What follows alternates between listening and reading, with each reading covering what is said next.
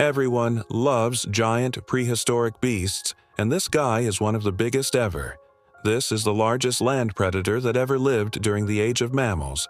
It's the king of all crocodiles, and even some dinosaurs were afraid of it. So, what was it? A megalodon? Well, not quite. But if you're ready to learn about the biggest crocodile that ever existed, stick around for today's episode of Paleologic. Crocodiles are pretty big already, but this guy would swallow a whole dinosaur. It was so huge. It's Barinasuchus. It was a massive reptile that lived in South America from 37 million to 12 million years ago. It was so huge that it makes the current largest land predator, the polar bear, look like a little mouse.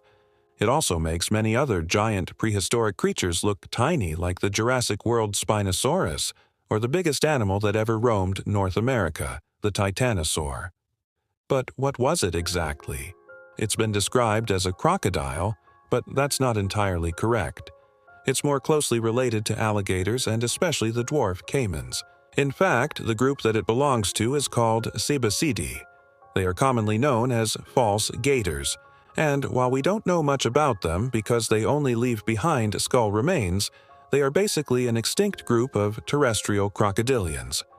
It seems like the most famous member of this family is the one whose name gave the whole group its common name, the saber-toothed.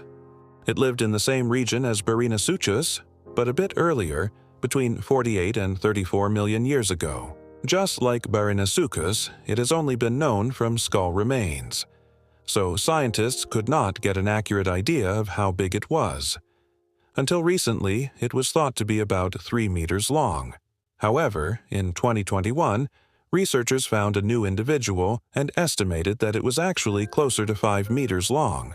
That made it longer than Tyrannosaurus rex and any other land predator from the northern hemisphere during the age of mammals. But while the saber-toothed cat may have been able to give it a run for its money, there was no match for Barinasuchus.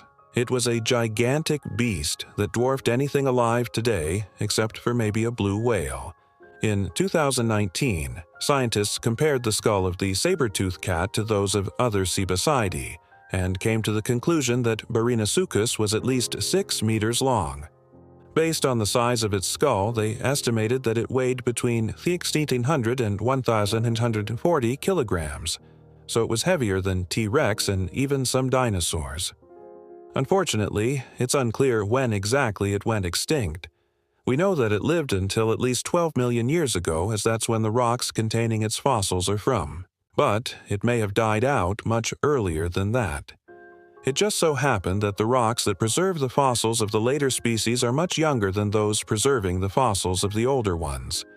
Maybe it went extinct before 37 million years ago, but we don't know. The reason why we've only found its skull is pretty simple. It was basically made of stone. When animals die, their soft tissues decompose quickly, leaving behind only the skeleton.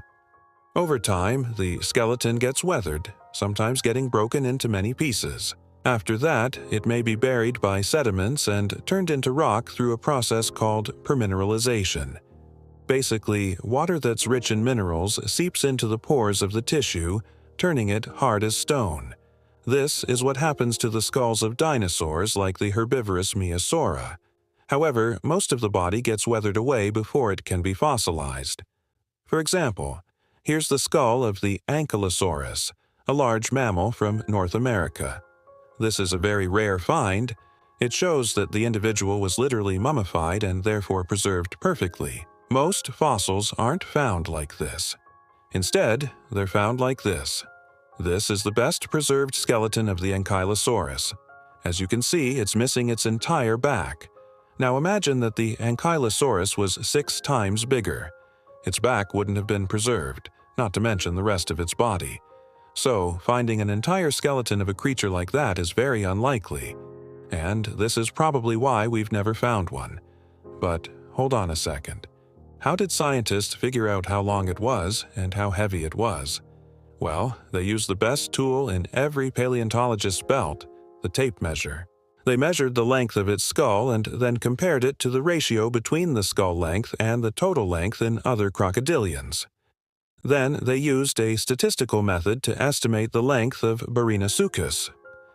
They also used the ratio between the weight of the skull and the total weight in other crocodilians to estimate the weight of Barinasuchus.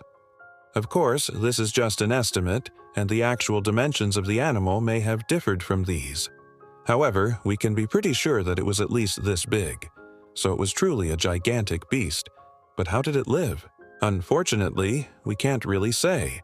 But we can make some educated guesses based on the shape of its skull and teeth and compare it to modern crocodilians. The skull of Barinasuchus had a length of almost 70 centimeters. This is similar to that of the black caiman, but it was much wider. Its teeth were also much larger, which means that it had a bite force twice as strong as that of a lion. It also had a sagittal crest, a bony bump on top of the skull that served as an attachment for powerful jaw muscles. It's a feature that's also present in modern crocodilians and in dinosaurs like Tyrannosaurus rex. What's interesting is that the crest was much more developed in Barinasuchus than in any other species. So it had an even stronger bite than T. rex. This is not surprising, given that the skull of Barinasuchus was also much bigger. In addition, it had more robust bones, which suggests that it was built for delivering powerful bites. But wait a minute, you may think. Crocodilians are semi-aquatic and they need to be in the water to cool off. So how could Barinasuchus live far from water sources? Well, keep in mind that the ancestors of crocodilians were terrestrial. They only started becoming aquatic later in their evolutionary history. Therefore, it's likely that Barinasuchus spent most of its time on land. It was probably hunting on the ground like modern crocodilians do, using its enormous bite force to crush the bones of its prey. Maybe it ambushed its victims. Using its powerful tail, it could run fast enough to catch them off guard. This is a behavior that's also seen in modern crocodilians. They usually prefer to walk slowly on land to conserve energy, but they can run short distances at high speeds. I once saw a dwarf crocodile running after a bird at a zoo, and it was incredibly fast. When it comes to hunting big game, though, nothing beats the hyena. It's the ultimate hyper-carnivore, perfectly adapted to take down huge prey. Watch this. It's scavenging on a carcass. You can see that it easily moves the legs aside and reaches the brain. Only the hyena could do this. Now, what about Barinasuchus? What did it eat? Considering its immense size, it probably didn't have too much trouble taking down large prey. It could have fed on early ungulates, which were the ancestors of modern hoofed mammals. It could have also hunted other reptiles and possibly fish. These are the main foods of modern crocodilians, after all. But who were its descendants? Well, not surprisingly, Barinasuchus didn't have any descendants. Instead, it was part of a dead-end branch of the Sebasidae. It was more primitive than its relatives, which eventually gave rise to more derived groups like the alligator family. We don't know exactly when the Sebasidae first appeared, but they were still around 12 million years ago. At that time, the oldest member of the alligator family that we know of was only 2 and 2 million years old. So it seems that they appeared sometime between 12 and 34 million years ago. But why did such a successful group go extinct?